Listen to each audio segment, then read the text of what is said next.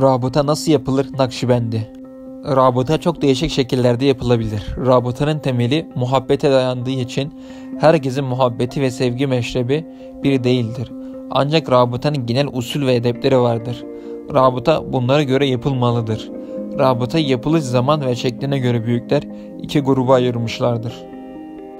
1. Mürşidin huzuruna yapılan rabıta. Mürit mürşidin huzurunda rabıta yaparken onu yüksekçe bir taht üzerinde oturan azametli bir sultan gibi görür. Kendisini de onun huzurunda boynunu büküp duran bir fakir gibi bulunur. Kalbini bir dilenci torbası gibi açarak hükümdarın huzuruna arz eder.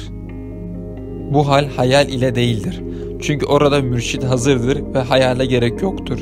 Mürit ümit ve edeple mürşidinin vereceği manevi hediyeleri bekler. Ondaki nur ve feyze talip olur. Bütün duygularını ve sevgisini onda toplar. Rabıta da hedef mürşidin yüzü değil özüdür. Zahiri değil sırrıdır. Mürşitten alınacak ilahi marifet, sevgi, feyiz ve nur kalbindedir. Kalbe kalple girilir. Bunun için mürşidin huzurunda da olsa rabıtada baş gözü kapanır. Gönül gözü açılır. Gönül diliyle kendisini arzı hal edilir. Himmet istenir. İnsanın yüzünü, zatını temsil eder. Göz gönlün penceresidir. Bakış ve nazar iki kaşın arasından gerçekleşir. Bunun için rabıtada önce kamil insanın yüzü, sonra özü hedef alınır. 2. Mürşidin gıyabında yapılan rabıta. Mürşidin gıyabında yapılan rabıta iki kısımdır. Birisi günlük ders olarak yapılan rabıta, diğeri de devamlı olup bütün zamanlara yayılan rabıtadır. Herkesin usulüne göre yapanlar büyük menfaat elde ederler. Bu usulleri kısaca tarif edelim. Günlük ders olarak yapılan rabıta. Mürit günlük rabıta dersini yapacağı zaman akşam namazından sonra abdestli bir şekilde kıbleye karşı adab üzere oturur. Gözlerini kapatır, 33 defa estağfirullah der. Mürşidin dolunay gibi ilahi nurlarla parlayan cemalini hayalinde canlandırır. Onu gözünün önüne getirmeye ve ondaki nurlardan nasiplenmeye çalışır. Bunun için mürşidin iki kaşı arasından çıkan bembeyaz süt şeklindeki ilahi nurun ve feyzin müridin ağzından girerek kalbinin üzerine geldiğini, kalbinden yayılarak bütün vücudunu sardığını düşünür. Buna 10-15 dakika devam eder. Rabıtanın en azı 5 dakikadır. Duruma göre bu süre uzatılabilir. Sonra 33 defa estağfurullah diyerek gözler açılır. Kadınlar ders rabıtası yaparken mürşidini bir nur şeklinde güneş gibi parlak vaziyette düşünürler. Mürşidin vücut azaları, başı, yüzü, gözü zahiri olarak değil, ilahi nur ve feyiz ile dolu, gönlü ve o gönüldeki nurun dışa yansımış hale düşünülür. Ruh ruha, kalp kalbe, gönül gönüle bağlanır ve ondaki ilahi nurdan, feyizden, sevgiden, ilimden ve edepten nasiplenmeye çalışır. Ders olarak yapılan rabıtanın vakti akşam ile yatsı arasıdır. Ramazan-ı Şerif ayında ise bu ders öğle ile ikindi namazı arasında yapılır. Ramazan ayının ve orucunun bereketinden istifade etmek için Ramazan ayında rabıta gündüz yapılır. Hayatın her anında yapılan rabıta. Buna manevi ve hayali rabıta da denilir. Bu rabıtanın şekli çoktur. O belli bir vakte bağlı değildir. Her iş ve ibadetten önce yapılacak bir rabıta şekli vardır. Bu rabıta ile basit işler güzelleşir. Görülen şeylerden ibret alınır, kalp devamlı uyanık olur, insan edeplenir.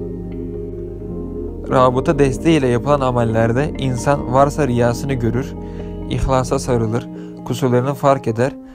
Manevi rabıta müridin mürşidini hayatının merkezine koyması, gönlünü ve gönlünü onun hayal ve hatıraları ile doldurmasıdır.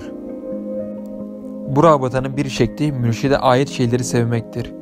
Mürşid sevgisini kuvvetlendirmek için onun ehli beytini, oturduğu yerleri, kendisiyle ilgili şeyleri düşünmek, bir yandan muhabbetle ayrılık hasreti çekmek, öbür yandan buluşma özlemiyle kalbi mürşide bağlamak gerekir. Mürid yolda yürürken, yemek yerken ve bir işe giderken mürşidine yönelerek onun ruhaniyetini kendi tarafına çekebilir. Bu ruhaniyetin nurları ve tasarrufatı altındaki bir insan Allah'ın rahmetini üzerinden çekmiş olur. Bu rahmet ona çok şey kazandırır. Mürid günlük işlerinde de rabıtalı olmalıdır.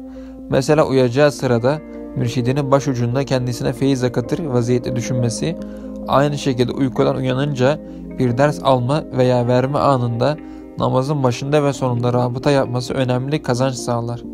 Çünkü müridin iki rabıta arasında işlemiş olduğu her amel rabıtanın bereketi içinde işlemiş olur.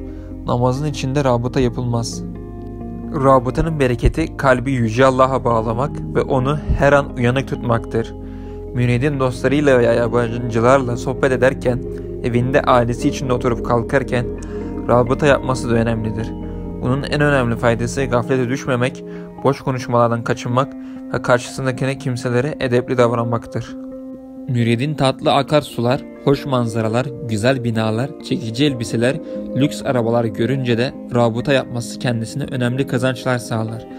Bu durumda mürid şöyle düşünebilir: keşke mürşidim şu akarsuyun başında, şu hoş manzaranın içinde veya şu güzel binada olsa da sohbetini dinleme şerefine ersek. Çünkü böyle yerlerde sohbet daha tatlı olur. Keşke mürşidim şu elbiseyi giymiş veya şu güzel vasıtayı binmiş olsa da herkes ondaki cemali ve celali, tevazu ve edebi görse. Bunlar ona ne güzel yakışır. Hem bu nimetlere de en fazla o layıktır.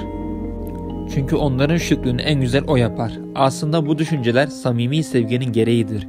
Çünkü aşık insan hoşuna giden her güzel şeyin sevdiği kimsede de bulunmasını ister. Hatta önce onu tercih eder. Aşkta bencillik olmaz. Ben diyen aşık olamaz. Mürit de karşılaştığı güzel nimetler içinde önce kimi hatırladığına bakarak sevgisini kontrol edebilir. Güzel nimetler karşısında yapılacak rabıta, müridi gaflet, nankörlük, kin, haset, dünya sevgisi, cimrilik gibi hastalıklardan korur. Rabıtanın ihmal edilemeyeceği yerlerden birisi de velilerin hallerini inkar eden alimlerin meclisleri ve onlarla münakaşa anlarıdır. Bu andaki rabıta kalbi yıkıcı fikirlerin etkisinden kurtarır. Müridi edebe uymayan hissi ve nefsi davranışlardan uzak tutar. Bu başka mürşitle karşılaşma veya buluşma anında da rabıta olmalıdır.